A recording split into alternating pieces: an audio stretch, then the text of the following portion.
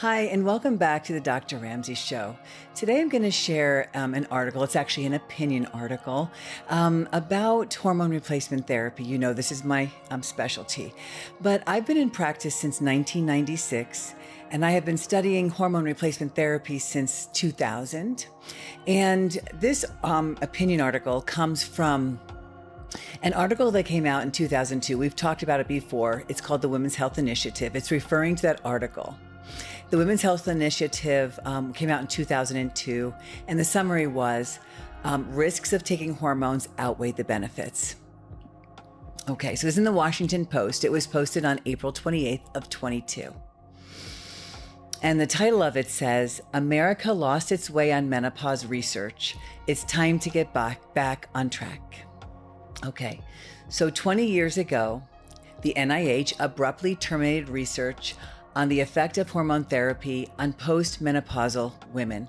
Just because the NIH canceled research doesn't mean other organizations haven't, and there have been thousands of articles since this article came out in 2002 stating just the opposite.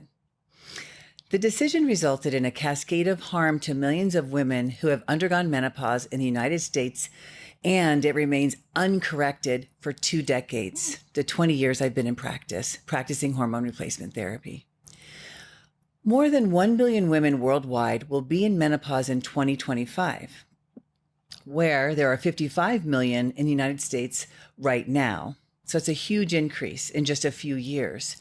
And nearly 75% of women who have reported they didn't receive support for menopause. That's the majority of women haven't received support since 2002, which is such a crime.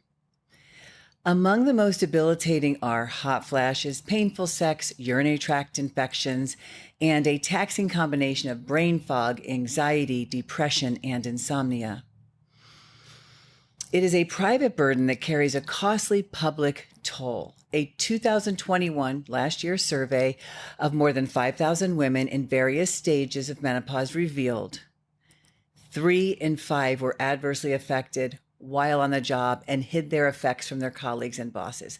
3 out of 5 women is a lot of women to have to work harder at their job because they don't want people to see their symptoms of menopause, as if they can't perform their jobs properly in menopause.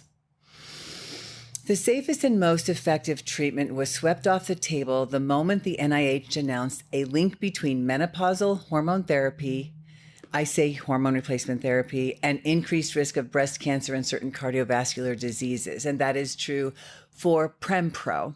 Prempro is a combination of Premarin and Provera, estrogen and progestin synthetic that come from horses and the lab, which increase the risk significantly.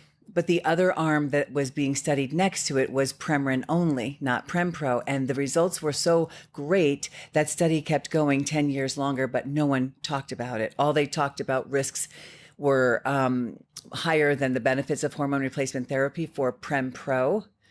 Premarin was superior to the placebo, kept going, and showed significant benefit in women who took Premarin compared to placebo.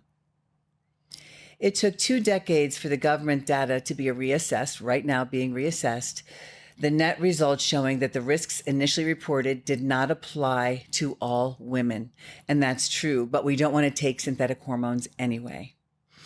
And the positive effects of hormone therapy, including a decreased risk of diabetes, a decreased risk of colon cancer, and a decreased risk of osteoporotic fractures, as well as a 30% decrease in death from all causes, never made it to the public.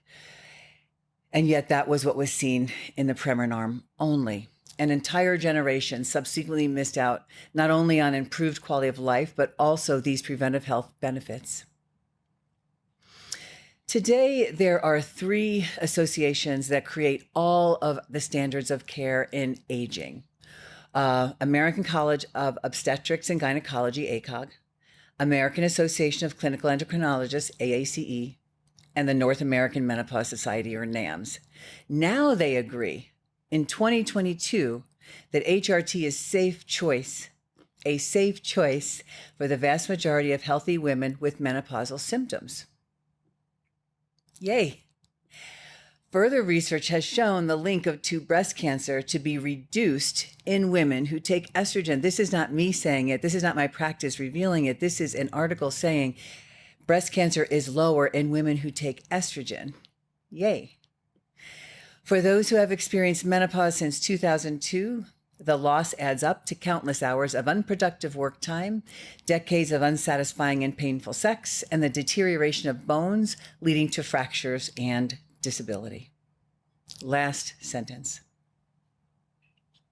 Most important, women have lost the ability to decide for themselves what quality of life they want as they age, because they're not given these options of hormone replacement therapy up until now.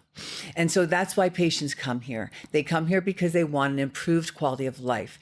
They know there are no risks with hormone replacement therapy, and the risks are in not taking hormones as we age, not just in quality of living, but in risk reduction, like we talked about: osteoporosis, heart disease, dementia, and colon, all types of cancer, colon, prostate, and breast.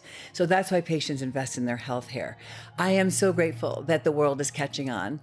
Yes, I've been studying this with my teacher since before the article came out in 2002, and there are so many articles showing there is no risk, there is only benefit and risk reduction. So thank you for listening. It's such an exciting article for me to share with you, and I hope you enjoy the rest of your day. We'll see you next week. Bye-bye.